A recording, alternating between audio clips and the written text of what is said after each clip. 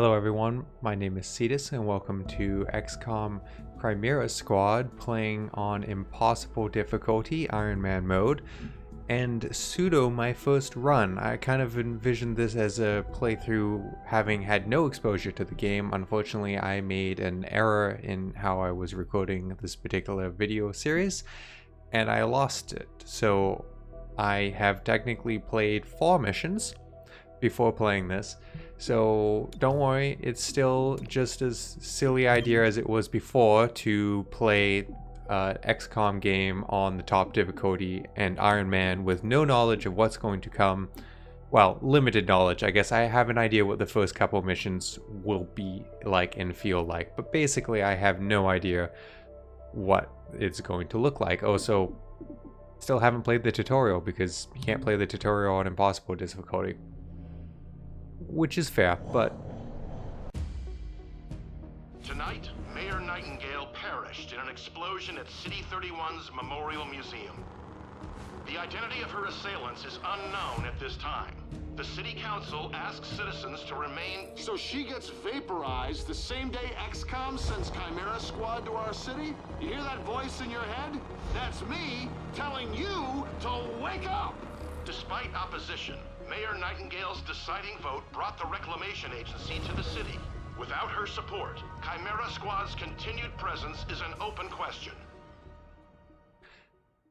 So this game is a little different than the previous XCOM games. And the first one was protecting against aliens, the second one was taking the planet back from aliens, and this one's a really interesting, odd, seems like Section 31, City 31, something like that, is a city where they are trying to reconcile and actually have the aliens and the humans live together, which is kind of an interesting idea. And we are basically a police task force for all intents and purposes. We're not specifically the police, we're still XCOM, but we've almost been sent in to operate as kind of like a SWAT team of sorts. Now, we get to choose who our opening team members is. From our first run, I just want Torque. Torque is a Viper. Vipers were kind of awesome in the XCOM 2, and I like the basic power set. Seemed as cool as you would imagine it to be, so we're grabbing Torque. Terminal, I also grabbed. Terminal seems to be the healer of this game. I don't know, there must be other ones because Patchwork here also has the Gremlin, the little floaty UAV-like device, but she seems more hacking orientated. I don't know if she'll get powers later to do healing, and no one else seems to have healing, and healing just seems like a great idea. So we're gonna grab Terminal, our token human, so to speak, at the moment. Now, as for the others, I played with Blue Blood, and I've basically heard a few times that Blue Blood is really awesome. But I was underwhelmed in the few missions I played. Does that mean I probably shouldn't take him and he probably isn't as awesome as people said? Maybe not, but I'm gonna mix it up. I want to see something else. I kind of want to check out Verge, because Verge has the psionic abilities, which just seem fun to me. So we'll grab that. A little bit of control. We don't have sort of a damage dealy person, someone to cause problems. I just noticed that this person has a shrapnel grenade. Agent throws an explosion that detonates after several turns. The explosion does not deal damage, though through cover, and can be targeted to detonate it early. Does not end the turn. Then that doesn't sound as cool as I originally hoped it would be. But there's a lot of enemies, is what I kind of saw in my first run through, so it could be useful. Cherub has some nice shield defensive abilities from the looks of it.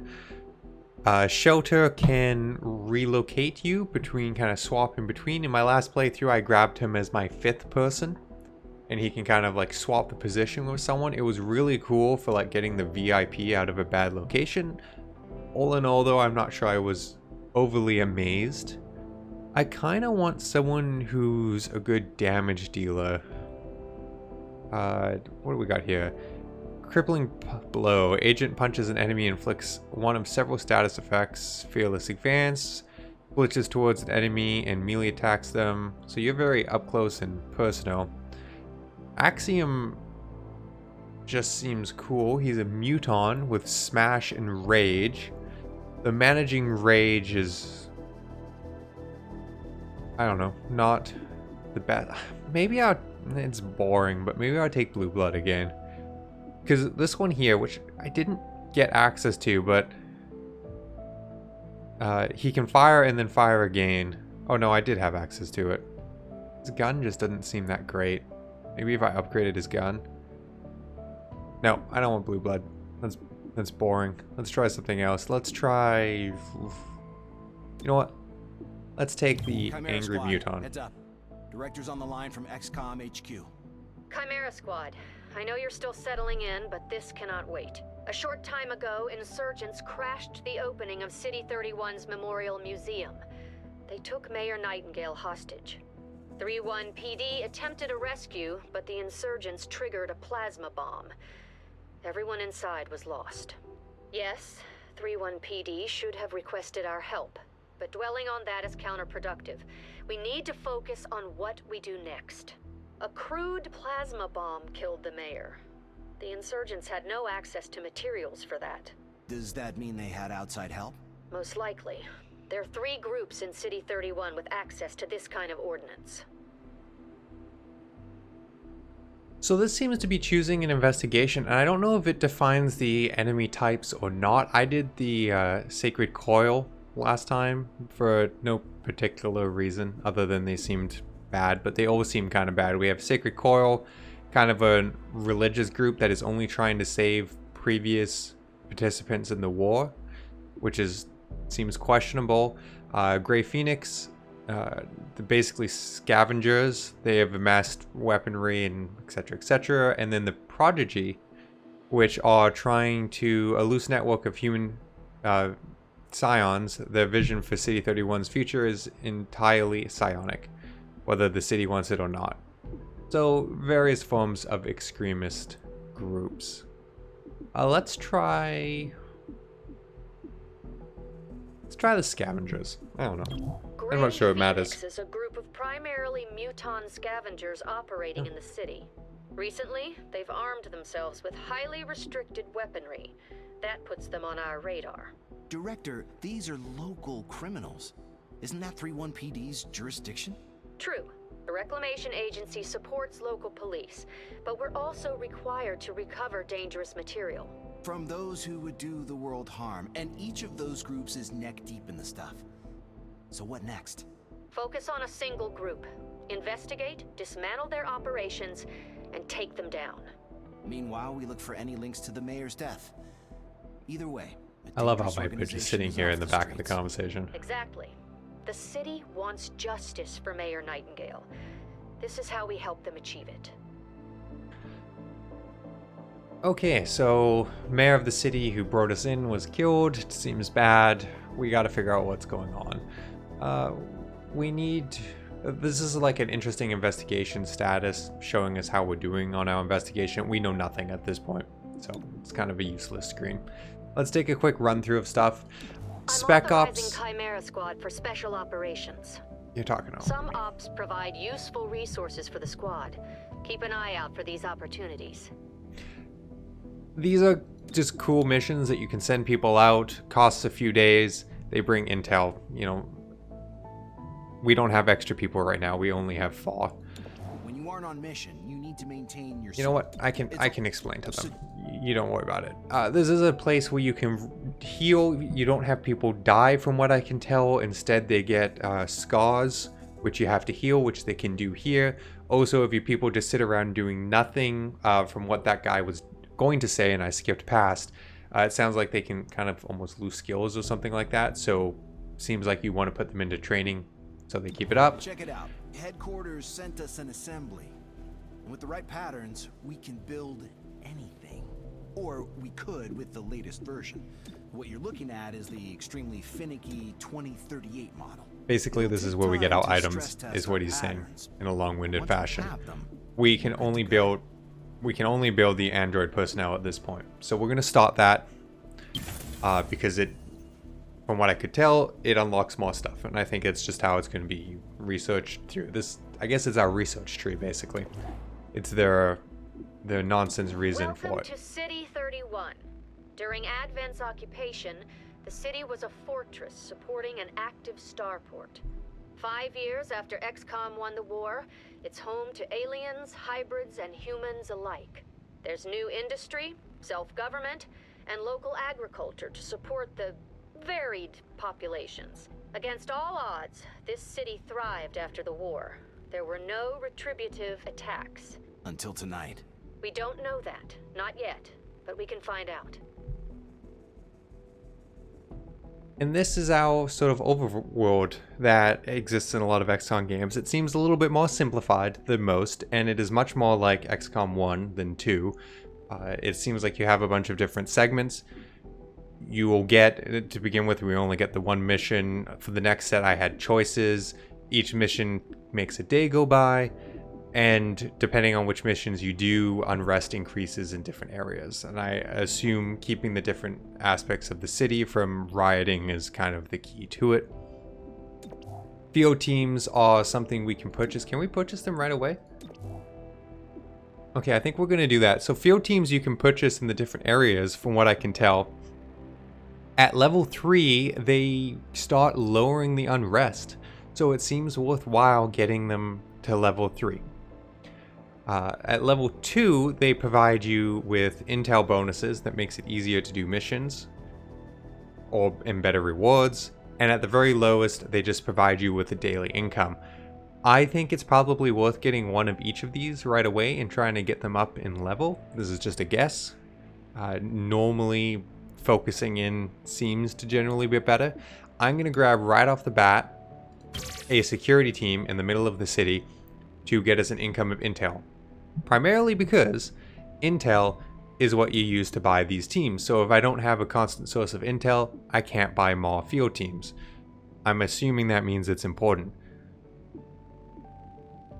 Let's dive into our mission here. What do we got? Moderate difficulty, investigate Grey Phoenix. Whispers here, I'll keep you updated on activities requiring our attention. Speaking of which, Grey Phoenix just shot up a micro-mo with plasma weapons. We should look into it. Yes, we should. Hostile force has access to a dangerous device.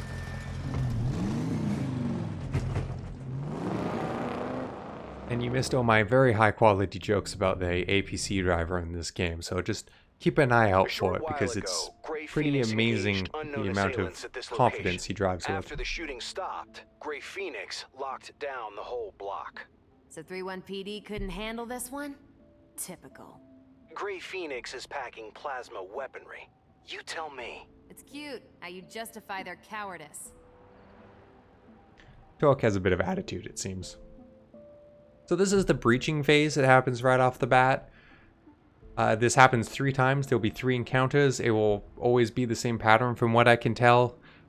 Breach, kill, breach, kill, breach, kill. Normally we have more choices. In this particular case, we only have the one.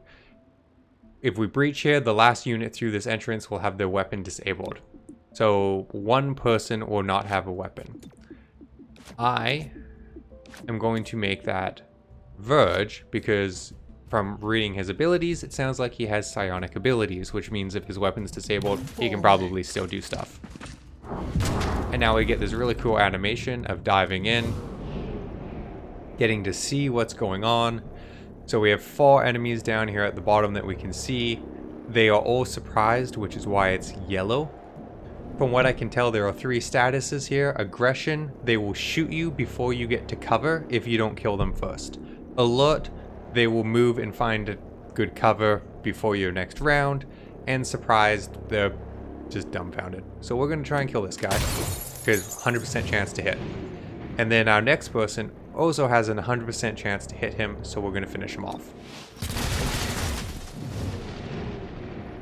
Our third person, a little bit more open. All 3 targets now only have an 84% chance to hit, which is honestly in this game a good chance to hit. but we can kind of hit anyone we want. Let's try and get this guy over here, because if we do hit them, we have a chance to kill them.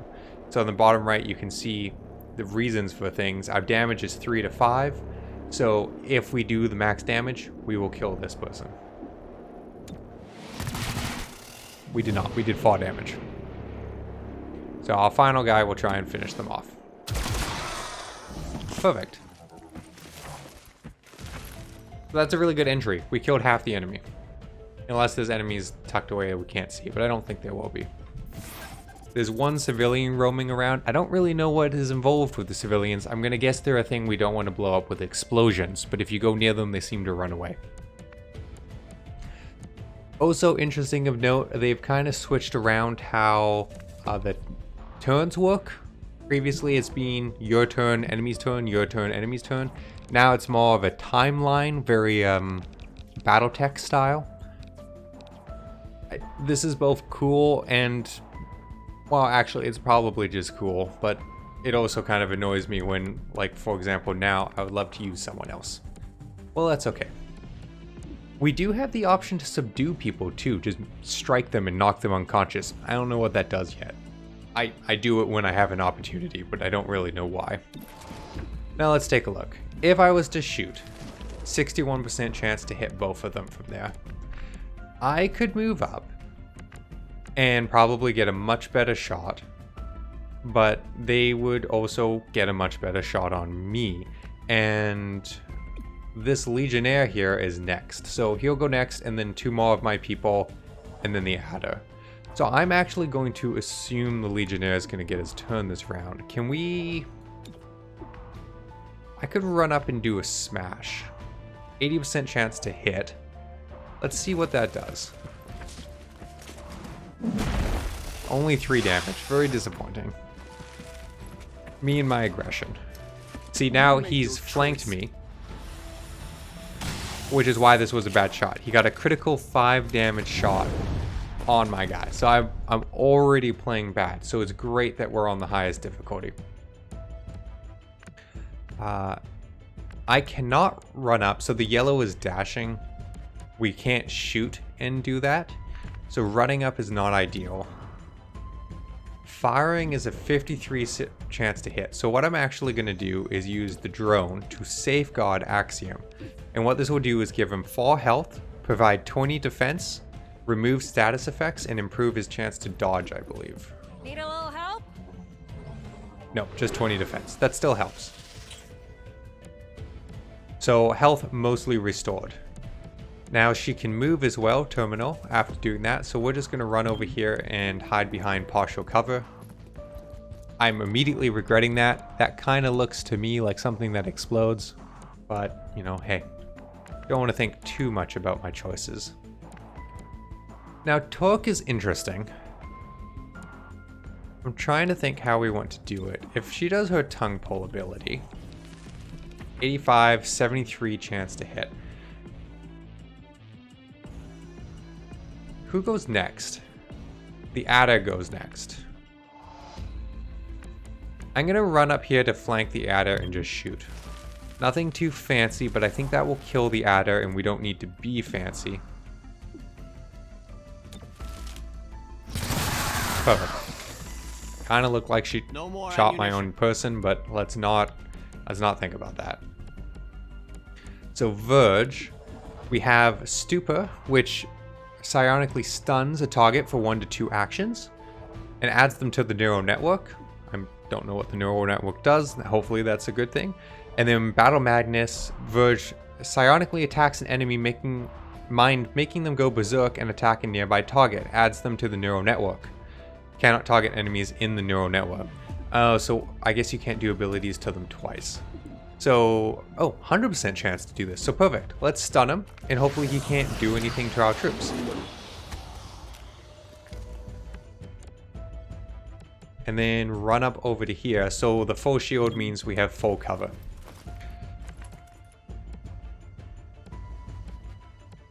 Just pop behind cover and shoot him. Nothing fancy. He's stunned. He's right there, and it's only a 67% chance to hit. That's... Well, thank you for hitting. Now you'll notice the one armor, the Legionnaire has an armor pip, which means whatever damage you do will be one lower than it would normally be.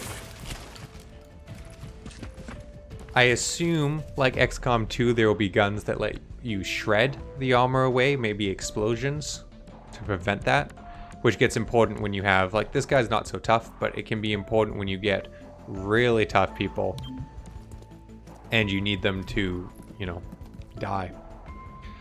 Just move up and shoot. 36% chance?